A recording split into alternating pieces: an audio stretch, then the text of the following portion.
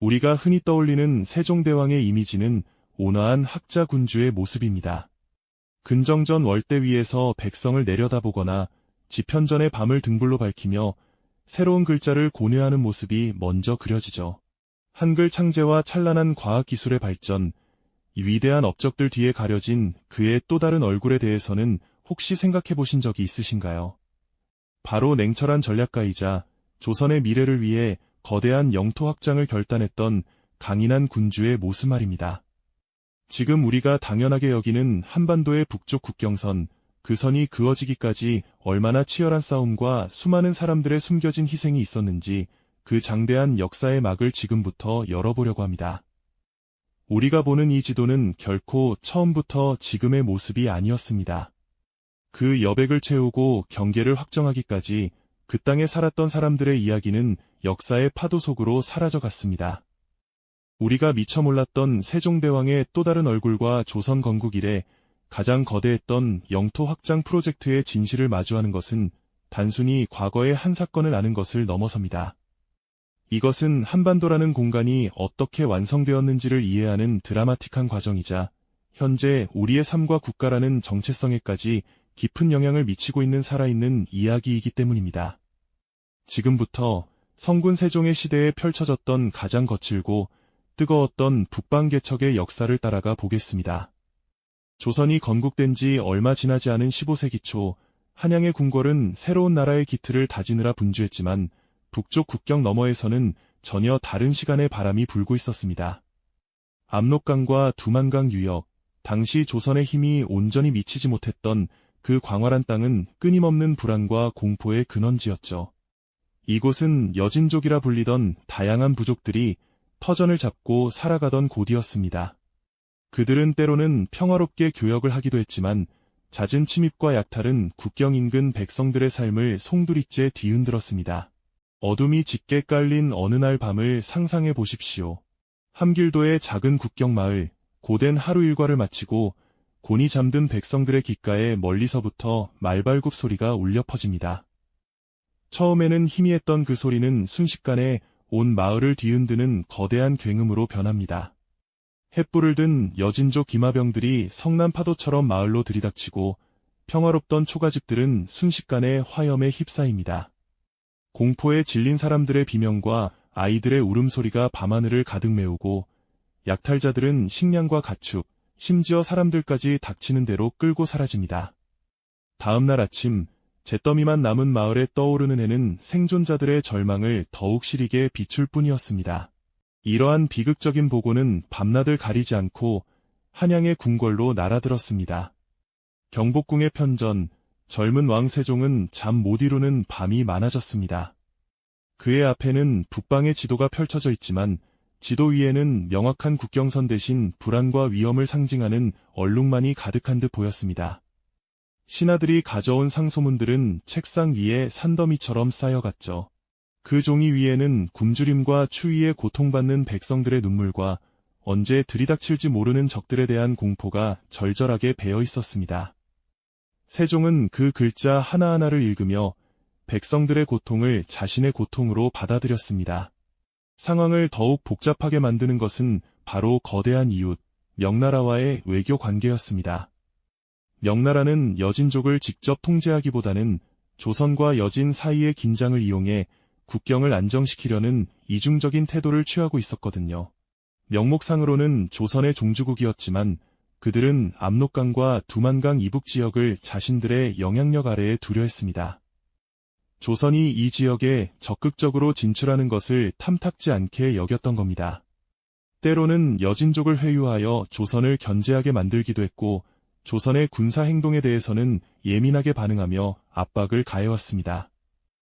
조선은 여진족의 침입과 명나라의 외교적 압박이라는 두 개의 거대한 파도 사이에서 이태로운 항해를 하고 있는 작은 배와도 같았습니다. 이처럼 조선 초기의 북방은 언제 터질지 모르는 화약고와 같은 상태였습니다. 단순히 국경을 지키는 수준을 넘어서는 근본적인 해결책이 필요했죠.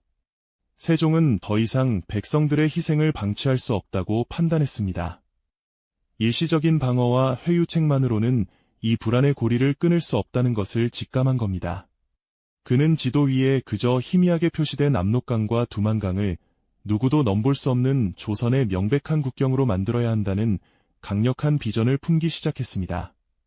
이것은 단순한 군사적 결정을 넘어 조선이라는 나라의 미래 100년, 아니 1000년의 안정을 위한 거대한 설계의 시작이었습니다. 근심 가득했던 젊은 왕의 눈빛은 점차 굳건한 결의로 차오르기 시작했고, 마침내 그는 신하들을 향해 자신의 원대한 구상을 펼쳐놓기 시작합니다. 세종의 결단은 곧바로 구체적인 계획으로 옮겨졌습니다. 그의 머릿속에 그려진 원대한 북방 개척 프로젝트, 훗날 우리가 사군 육진이라 부르게 될 이 계획은 단순히 국경선을 북쪽으로 밀어 올리는 것 이상의 의미를 담고 있었습니다. 그것은 미지의 땅을 온전한 조선의 영토로 만들고 그곳에 우리의 백성들을 살게 하여 누구도 넘보지 못할 영구적인 방벽을 세우는 거대한 국가개조 사업이었습니다. 이 엄청난 도전을 성공으로 이끌기 위해서는 유능한 장수들의 힘이 절대적으로 필요했습니다. 세종의 눈은 당대 최고의 무장들을 향했죠. 그 중에서도 최윤덕과 김종서라는 두 인물은 이 역사의 중심에 서게 됩니다. 경복궁의 한 전각, 세종은 거대한 군사지도 앞에서 신하들과 머리를 맞대고 있습니다. 병풍처럼 펼쳐진 지도 위에는 산맥과 강줄기가 복잡하게 얽혀 있고 아직 이름조차 생소한 지명들이 빼곡합니다. 세종의 손가락이 압록강 상류의 한 지점을 가리킵니다. 그곳이 바로 사군의 시작점이 될 여연이었습니다. 그는 최윤덕 장군을 바라보며 나지막하지만 힘있는 목소리로 임무를 하달합니다. 최윤덕은 오랜 세월 전장을 누빈 백전 노장이었죠. 그의 구릿빛 얼굴에는 굳은 살처럼 박인 결의가 서려 있었습니다. 그는 묵묵히 고개를 숙여 왕의 명을 받들었습니다. 곧이어 세종의 시선은 두만강 유역으로 향했고 그곳은 문관 출신이지만 누구보다 강직하고 대담했던 김종서의 몫이 되었습니다.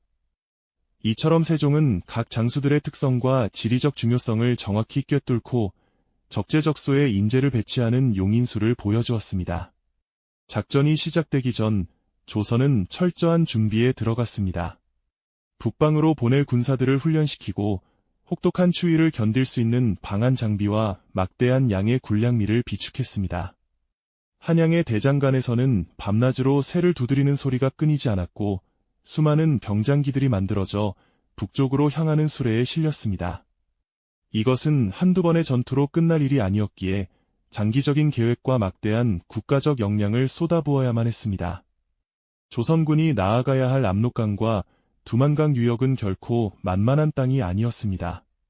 오늘날 우리가 백두산과 개마고원으로 알고 있는 그 지역은 하늘을 찌를 듯한 험준한 산맥이 끝없이 이어지고 원시림이 빽빽하게 들어차 있어 한낮에도 어두컴컴한 곳이 많았습니다. 겨울이 되면 살을 내는 듯한 추위와 허리까지 쌓이는 폭설이 모든 것을 얼려버리는 혹독한 자연환경을 가지고 있었죠. 이곳에 흩어져 살던 여진족 부족들은 이러한 자연에 완벽하게 적응한 사람들이었습니다. 그들은 수렵과 유목을 주된 생활 방식으로 삼았는데 말을 타고 활을 쏘는 솜씨는 가히 신기에 가까웠습니다. 아이들은 걸음마를 떼기 시작할 때부터 말에 오르는 법을 배웠고 소년이 되면 아버지를 따라 깊은 숲으로 사냥을 나섰습니다. 그들에게 이 땅은 단순한 거주지가 아니라 조상 대대로 물려받은 삶의 터전이자 영혼이 깃든 신성한 공간이었습니다. 드디어 출정의 날이 밝았습니다. 안개가 자욱하게 낀 새벽, 수많은 조선군 병사들이 굳은 표정으로 압록강 나루터에 도열했습니다. 차가운 강바람이 깃발을 세차게 흔들었고 병사들의 입에서는 하얀 입김이 피어올랐습니다. 그들의 눈에는 미지의 땅에 대한 두려움과 함께 왕의 명을 받들어 새로운 역사를 쓰겠다는 결의가 함께 서려 있었습니다. 낡은 갑옷을 입은 늙은 병사부터 아직 앳된 얼굴의 젊은 병사까지 그들은 가족을 뒤로하고 이 거대한 도전에 몸을 던진 것이었습니다. 마침내 징소리와 함께 거대한 군대의 행렬이 천천히 강을 건너기 시작했습니다. 안개 속으로 사라지는 그들의 모습은 마치 역사의 새로운 장막 속으로 걸어 들어가는 듯 웅장하면서도 비장한 분위기를 자아냈습니다. 강을 건넌 조선군을 가장 먼저 맞이한 것은 적의 칼날이 아니라 혹독한 대자연 그 자체였습니다. 울창한 숲은 길을 내어주지 않았고 험준한 산악지형은 행군 속도를 더디게 만들었습니다. 밤이 되면 기온은 급격히 떨어져 모닥불의 온기만으로는 시린뼈를 녹이기에 역부족이었습니다. 식량은 점점 줄어들었고 낯선 환경 탓에 병에 걸려 쓰러지는 병사들도 속출했습니다. 하지만 그들은 전진을 멈추지 않았습니다.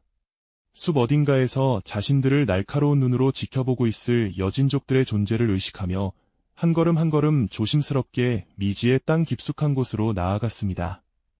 이 험난한 언정길은 이제 막 시작되었을 뿐이었습니다.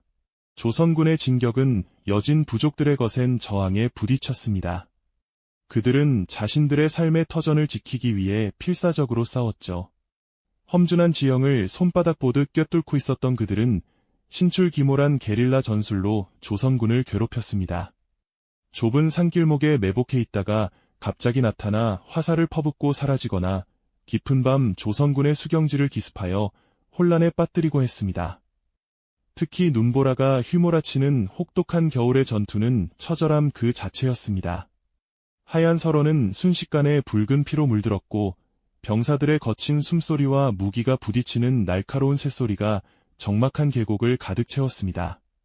함길도의 눈 덮인 벌판에서 벌어진 한 전투 장면을 그려보겠습니다. 김종서가 이끄는 조선군은 막 새로 쌓기 시작한 성체 주변에 진을 치고 있었습니다.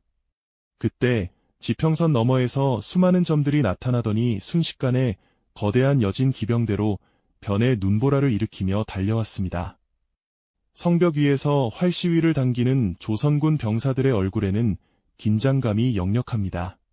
마침내 함성과 함께 양측 군대가 격돌하고 사방에서 비명이 터져나옵니다.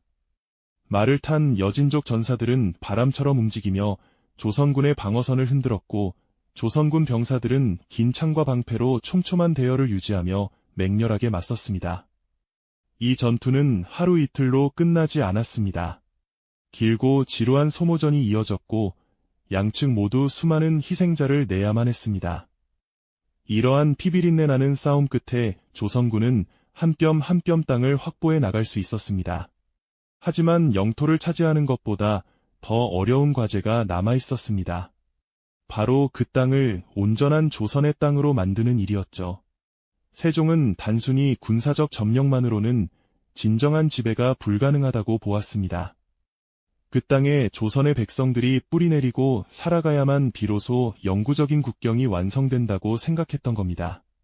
이것이 바로 3인 정책, 즉 남쪽 지방의 백성들을 북방으로 이주시키는 정책의 시작이었습니다. 그러나 이 정책은 처음부터 엄청난 반발과 어려움에 부딪혔습니다. 수백 년 동안 따뜻한 남쪽 땅에서 농사짓고 살아온 백성들에게 낯설고 척박한 북방으로의 이주는 사형선고나 다름없게 느껴졌을 겁니다. 고향의 기름진 논밭과 정든 이웃, 조상들의 묘를 뒤로하고 멀고 먼 미지의 땅으로 떠나야 한다는 사실에 사람들은 절망했습니다. 정부의 강제 이주 명령에 저항하다가 관아에 끌려가 곤장을 맞는 사람들도 있었고 야반도주를 시도하다가 붙잡히는 일도 비일비재했습니다. 우여곡절 끝에 북방에 도착한 이주민들의 눈앞에 펼쳐진 것은 끝없는 황무지와 매서운 바람뿐이었습니다. 새로운 개척지에 도착한 이주민들의 삶은 그야말로 고난의 연속이었습니다. 그들은 맨손으로 얼어붙은 땅을 파내고 주변의 나무를 베어다 비바람을 겨우 막을 수 있는 초라한 움집을 지어야 했습니다. 봄이 되어 씨앗을 뿌려도 척박한 토양과 변덕스러운 날씨 탓에 제대로 된 수확을 기대하기 어려웠습니다. 식량은 늘 부족했고 굶주림과 추위 그리고 낯선 풍토병이 그들의 목숨을 위협했습니다. 밤이 되면 숲속에서 들려오는 짐승의 울음소리와 언제 다시 쳐들어올지 모르는 여진족에 대한 공포에 떨어야만 했습니다. 황무지를 개간하는 농부의 갈라진 손, 시린 손을 호호 불어가며 집을 짓는 아버지의 모습, 텅 빈 밥그릇 앞에서 눈물 짓는 어머니의 모습은 당시 북방 개척지의 고통스러운 현실을 그대로 보여주는 장면들이었습니다. 이러한 상황은 한양의 조정에도 그대로 보고되었습니다. 북방으로 떠난 백성들의 고통과 희생에 대한 상소가 빗발치자 조정 내에서도 반대의 목소리가 터져나오기 시작했습니다. 몇몇 신하들은 막대한 국력 소모와 백성들의 희생을 거론하며 북방 개척을 중단해야 한다고 강력하게 주장했습니다. 그들은 이 땅이 지켜낼 가치가 없는 쓸모없는 땅이라며 세종의 결정을 비판하기도 했습니다. 편전에서 열린 어전회의는 연일 격렬한 논쟁으로 뜨거웠습니다. 백성들의 고통을 담은 보고서를 읽는 세종의 얼굴에는 깊은 고뇌가 서렸습니다. 그의 정책 때문에 수많은 사람들이 고통받고 있다는 사실은 왕의 마음을 무겁게 짓눌렀습니다. 하지만 그는 흔들리지 않았습니다. 눈앞의 고통이 아무리 크더라도 여기서 멈춘다면 지금까지의 모든 희생이 물거품이 되고 조선의 미래는 다시 불안에 휩싸이게 될 것이라 굳게 믿었습니다. 그는 반대하는 신하들을 논리적으로 설득하고 때로는 단호한 의지로 그들의 주장을 물리쳤습니다. 그는 이주민들에게 더 많은 식량과 농기구를 지원하고 세금을 감면해주는 등 그들의 정착을 돕기 위한 정책들을 끊임없이 내놓았습니다. 세종의 굳건한 의지와 인내심은 이 거대한 프로젝트를 계속해서 앞으로 나아가게 하는 가장 강력한 동력이었습니다.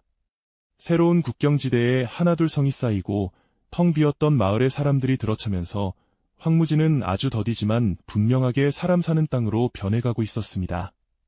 새로운 땅에 뿌리 내리기 위한 그들의 처절한 몸부림은 이제 막 그 서막을 올리고 있었을 뿐이었습니다. 그 서막은 참으로 길고도 혹독했습니다. 황무지에 첫 삽을 뜬 이주민들의 눈물과 땀은 수십 년에 걸쳐 강물을 이루었고 그 강물은 마침내 척박했던 북방의 대지를 조금씩 아주 조금씩 적셔나가기 시작했습니다. 세종의 집념 어린 시선은 단 한순간도 북쪽에서 떠나지 않았죠. 수많은 반대와 예측 불가능한 변수들 속에서도 그는 자신이 시작한 거대한 그림의 마지막 획을 긋는 순간을 향해 쉼없이 나아갔습니다. 백성들의 고통스러운 희생은 그에게 무거운 마음의 짐이었지만 동시에 이 위대한 과업을 결코 중단해서는 안 된다는 강력한 채찍이 되기도 했습니다. 그 굳건한 의지는 결국 역사의 물줄기를 바꾸는 결정적인 순간을 만들어냈습니다.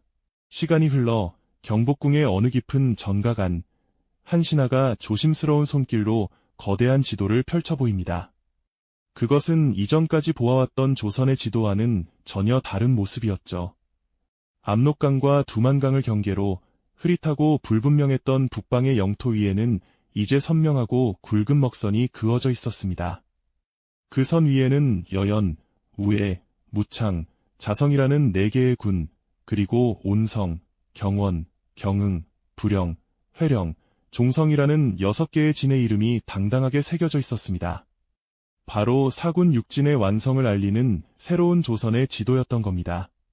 그 지도를 내려다보는 세종의 눈빛은 깊고 고요했습니다. 수많은 밤을 지새우며 고뇌하고 때로는 신하들과 격렬하게 논쟁하며 또 때로는 북방에서 들려오는 비보의 가슴을 쳐야 했던 그 모든 시간이 지도 이의 파노라마처럼 스쳐 지나갔습니다.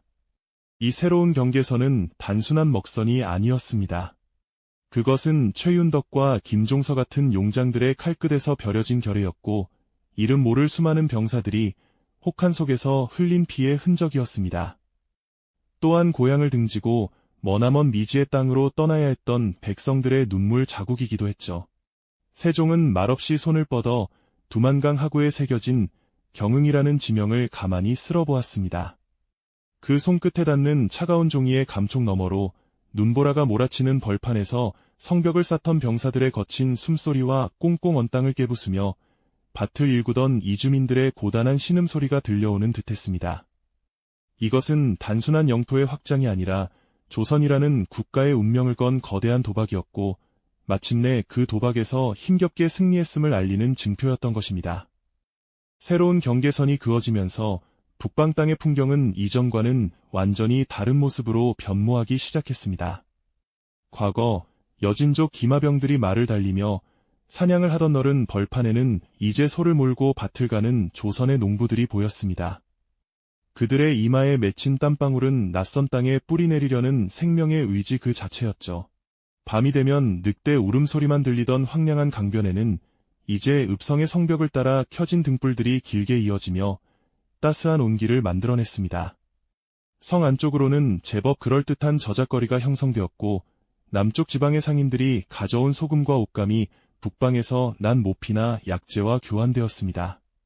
아이들은 더 이상 여진족의 침입을 두려워하지 않고 골목을 뛰어다녔고 그 아이들의 웃음소리는 새로운 시대가 열렸음을 알리는 가장 분명한 증거였습니다. 한양에서 온 관리는 새로 부임한 고을의 호적을 정리하며 꼼꼼하게 기록을 남겼습니다. 남쪽의 어느 고을에서 강제로 이주해온 김서방네 가족, 군역을 피해 도망쳤다가 붙잡혀 이곳으로 오게 된 박씨 청년, 그리고 더 나은 삶을 꿈꾸며 자원에서 북방으로 온 이주민들까지 각기 다른 사연을 가진 사람들이 모여 새로운 공동체를 이루고 있었습니다. 물론 그 과정이 순탄하지만은 않았습니다. 낯선 기후와 풍토병은 수많은 사람들의 목숨을 앗아갔고 여전히 호시탐탐 국경을 넘보는 여진족과의 작은 충돌은 끊이지 않았습니다. 이주민들 사이에서도 출신 지역에 따른 갈등이 생겨나기도 했죠. 하지만 그들은 서로에게 기댈 수밖에 없었습니다.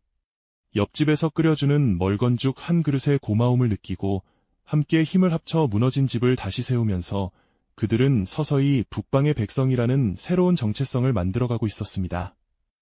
이것이 바로 세종이 얻어낸 가장 중요한 것이었습니다.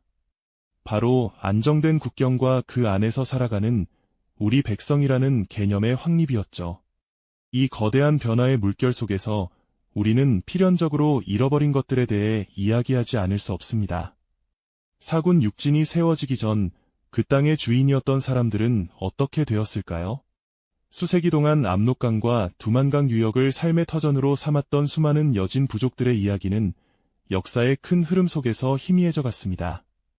조선의 강력한 군사력 앞에 그들은 세 가지 선택의 기로에 놓였습니다. 일부는 더 북쪽의 만주 벌판으로 쫓겨나듯 삶의 터전을 옮겨야만 했습니다. 그들은 조상 대대로 사냥하고 물고기를 잡던 강과 숲을 뒤로 한 채 정든 땅을 떠나야만 했죠. 또 다른 일부는 조선의 질서에 편입되는 길을 선택했습니다. 그들은 조선의 관직을 받고 귀화하여 조선의 백성이 되었지만 그 대가로 자신들의 고유한 언어와 풍습, 그리고 부족 공동체의 정체성을 서서히 잃어가야만 했습니다. 마지막으로 끝까지 저항하던 이들은 결국 전쟁터에서 목숨을 잃거나 흩어져 사라져갔습니다. 한때 그들이 모여 살던 마을터에는 이제 조선의 읍성이 들어섰습니다. 그들이 신성하게 여기던 산의 이름은 조선식 이름으로 바뀌었고 그들이 달리던 길 위로는 조선의 관리들이 오고 갔습니다. 이것은 단순히 한 민족이 다른 민족을 정복한 이야기가 아닙니다. 하나의 거대한 문명과 질서가 다른 삶의 방식을 흡수하고 재편하는 인류 역사에서 수없이 반복되어 온 거대한 과정의 일부였던 겁니다. 그들이 남긴 흔적은 이제 거의 찾아보기 힘듭니다. 다만 그 지역의 몇몇 지명 속에 여진어의 흔적이 희미하게 남아있거나 땅속 깊은 곳에서 그들이 사용했던 토기 조각이 발견될 뿐입니다. 한 시대의 삶과 문화가 새로운 시대의 거대한 흐름 아래로 조용히 가라앉은 것이죠. 이는 잃어버린 왕국이라는 표현처럼 하나의 독립적이었던 세계가 역사 속으로 사라졌음을 의미합니다. 그렇다면 세종은 이 모든 것을 예측했을까요? 그의 목표는 단순히 영토를 넓히고 여진족을 몰아내는 것뿐이었을까요? 아마도 아닐 겁니다. 세종이 그린 더 큰 그림은 조선이라는 국가의 지속 가능한 안정이었습니다. 건국 초기부터 계속되어 온 북방의 위협은 조선의 발전을 가로막는 가장 큰 걸림돌이었습니다. 언제 쳐들어올지 모르는 외부의 적을 머리 위에 이고서는 내부의 안정과 문화의 융성을 꾀할 수 없다고 판단한 것이죠. 그에게 사군 육진 개척은 단순한 군사작전이 아니라 조선의 미래 100년, 아니 500년을 내다본 장기적인 국가 설계 프로젝트였습니다. 백성들의 엄청난 희생과 여러 부족의 삶의 터전을 빼앗는다는 비판을 감수하면서까지 이 프로젝트를 밀어붙인 이유는 그것이 조선이라는 나라와 그 안에 사는 대다수 백성을 지키는 가장 확실한 길이라고 믿었기 때문입니다. 실제로 사군 육진의 설치는 이후 조선 역사에 지대한 영향을 미쳤습니다.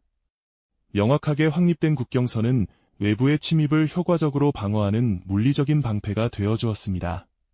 국방이 안정되자 조선은 비로소 내부의 힘을 키우는 데 집중할 수 있었고, 이는 우리가 아는 찬란한 세종시대의 문화적, 과학적 성취를 이룩하는 튼튼한 기반이 되었습니다. 또한 압록강과 두만강을 국경으로 하는 영토 개념은 후대 사람들에게 우리나라의 강역이라는 뚜렷한 인식을 심어주었고, 이는 민족의 정체성을 형성하는 데 중요한 역할을 했습니다. 오늘날 우리가 당연하게 여기는 한반도의 지도는 바로 이 피와 땀으로 얼룩진 세종시대의 거대한 노력이 있었기에 가능했던 것입니다. 세종은 눈앞의 이익이 아닌 국가의 먼 미래를 설계한 진정한 전략가이자 설계자였던 셈이죠. 결국 세종의 북방 개척 이야기는 우리에게 많은 것을 생각하게 합니다. 우리가 무언가를 얻기 위해서는 필연적으로 무언가를 잃게 된다는 역사의 냉엄한 진리를 보여줍니다. 조선은 안정된 국경과 영토, 그리고 민족의 안전이라는 값을 매길 수 없는 귀중한 자산을 얻었습니다. 하지만 그 과정에서 그 땅에 살던 이들은 자신들의 삶의 방식과 문화를 잃어버려야 했습니다. 이것은 선과 악의 이분법으로 간단히 재단할 수 없는 복잡하고 다층적인 역사의 맨얼굴입니다. 한 국가의 탄생과 성장은 때로는 이처럼 다른 누군가의 희생을 바탕으로 이루어지기도 하는 것이죠. 이제 완성된 지도를 조용히 접는 세종의 모습을 상상해 봅니다. 그의 얼굴에는 분명 성취감과 만족감이 있었을 겁니다. 하지만 동시에 그 지도의 선 하나하나에 담긴 수많은 이들의 희생과 고통을 떠올리며 깊은 고뇌와 숙연함 또한 자리하고 있었을 겁니다. 위대한 군주의 영광 뒤에는 이처럼 무거운 책임감과 인간적인 고뇌가 함께했던 것이죠. 그가 완성한 것은 단순한 지리적 경계선이 아니었습니다. 그것은 수많은 사람들의 운명을 가르고 새로운 시대를 열었으며 오늘날의 우리에게까지 이어지는 거대한 역사의 이정표였습니다. 오늘날 우리는 인공위성이 찍은 선명한 지도를 통해 한반도의 북쪽 경계선을 너무나도 당연하게 바라봅니다.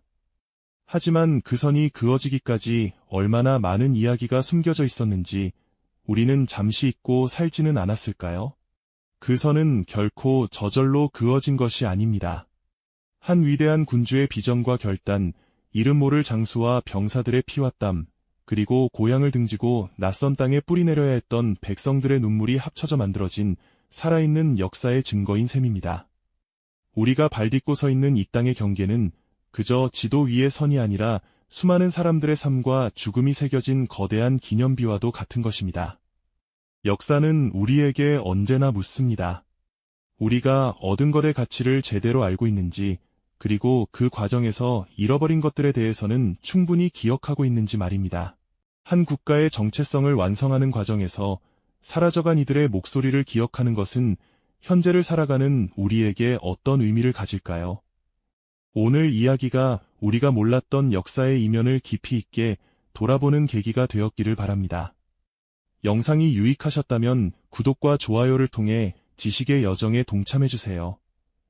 다음 시간에는 또 다른 흥미로운 역사의 미스터리를 가지고 찾아뵙겠습니다.